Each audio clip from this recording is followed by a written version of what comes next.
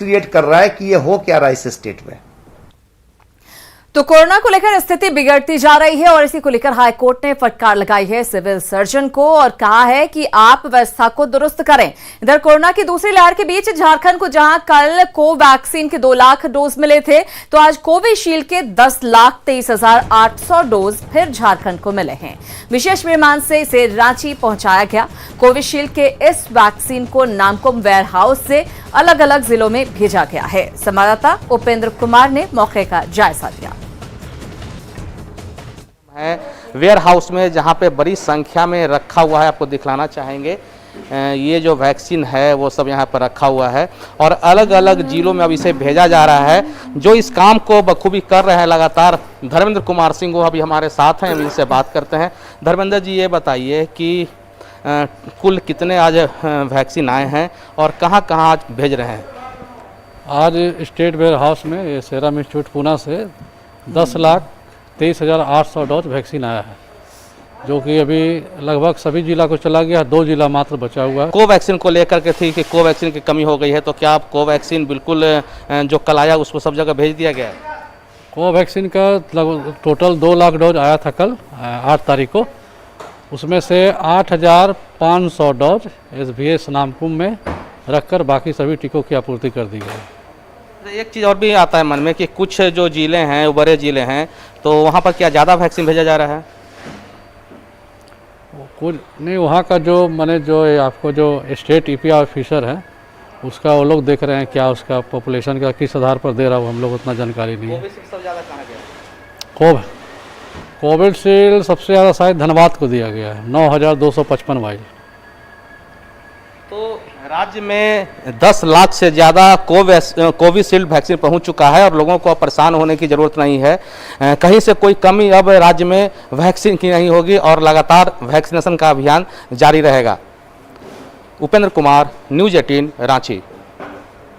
तो वैक्सीनेशन में अब जाहिर तौर पर तेजी आएगी। इधर रांची से बीजेपी सांसद संजय सेठ ने कहा है कि वैक्सीन को लेकर कोई कमी नहीं है। साथ ही उन्होंने कोरोना के खिलाफ एकजुट होकर लड़ाई लड़ने की अपील भी की है। उन्होंने कहा कि कोरोना को लेकर राजनीति करने वालों को जनता माफ नहीं करेगी। स्थिति चिंताजनक तो है ही है। अब कल के लिए तो लगभग 850 निकल गए, टेस्ट तो कम हो रहे हैं। अगर मास लेवल पर टेस्टिंग हो जाए तो ये कई हजारों में चला जाएगा। पूरे झारखंड की कमोबेश यही स्थिति है। देखिए, हम तो कोई राजनीति नहीं करना चाहते। हमारा तो ये मत है कि ये पूरी दुनिया युद्ध लड़ रही है, भारत भी युद्ध लड़ रहा है। सारे राजनीतिक भेदभाव भुलाकर हम सब कोरोना के खिलाफ एक साथ खड़े हों, लड़े। लेकिन कुछ लोग हैं कि उनको इसमें भी राजनीति करनी है, राजनीति घुसा देते हैं कि साहब, लेकिन उनको पता नहीं कि जनता बहुत सेंसिटिव है और बहुत सेंसिटिव इशू भी है। आप इस पे राजनीति करोगे तो जनता को छोड़ेंगे नहीं।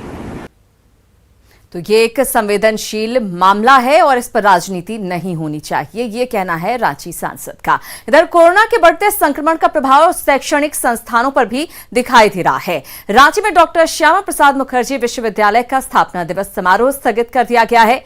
11 अप्रैल को यूनिवर्सिटी का 4था स्थापना दिवस था, जिसमें केंद्रीय मंत्री अर्जुन मुंडा के साथ सीएम हेमंत सोरेन को भी आमंत्रित किया गया था। लेकिन कोरोना को लेकर स्थापना दिवस समारोह को सादगी के साथ मनाया जाएगा। प्रसाद मुखर्जी विश्वविद्यालय रांची में स्थापना दिवस 11 अप्रैल को हम लोग धूमधाम से मनाने वाले थे। यहाँ गैदरिंग करना थोड़ा सा दिक्कत होगी ही, क्योंकि गोल्ड मेडल या यहाँ पर जो कॉन्वोकेशन है, कॉन्वोकेशन में लगभग 1000 स्टूडेंट आने वाले हैं, तो काफ़ी दिक्कत हो जाएगी। इसी तरह से 7 दिन के बाद फिर सर्टिफिकेट कोर्स डिस्ट्रीब्यूशन करना है, उसमें 6000 स्टूडेंट हैं, तो बहुत ही प्रॉब्लम हो जाएगा। इसलिए हम लोगों ने सोचा है कि इस पर फिर से हम लोग बैठक करने वाले हैं। बैठक के बाद इसके बारे में बातचीत होगी महामहिम मैडम से, गवर्नर से, उसके बाद फाइनल हम लोग इस पर अपना निर्णय लेंगे। और बात मधुपुर